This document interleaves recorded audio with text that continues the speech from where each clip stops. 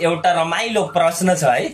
एउटा शिकारी माथिबाट मृग लखेटेर ल्याइरहेको थियो शिकार गर्नको लागि। त्यही छेउमा बाबा, महात्मा बाबा, महर्षि बाबा तपस्या गरिरहेका थिए। बाबा यस्ता मान्छे थिए कि झुटो पनि नबोल्ने, पाप पनि नगर्ने, कुभलो पनि नचिताउने कसैको। र माथिबाट शिकारी मृग लखेट्दाखेरि त्यही बाबा भएको छेउबाट मृग गयो। बाबाले देख्नुभयो र त्यो शिकारी बाबा भएको ठाउँमा पुग्यो। शिकारीले सोध्यो, बाबा मृग देख्नुभयो, हजुरले काहीँ कतै मेरो मृग देख्नुभयो भनेर। त्यो शिकारीले बाबालाई सोद्धाखेरि बाबा यस्ता मान्छे कि झुटो पनि नबोल्ने, पाप पनि नगर्ने, कुभलो पनि नचिताउने, कसैको कुभलो पनि नचिताउने। र बाबाले के भन्नुभयो होला त्यो शिकारीलाई? यदि बाबाले देखे भन्ने थिए त्यसलाई गएर मार्ने भयो, पाप भयो।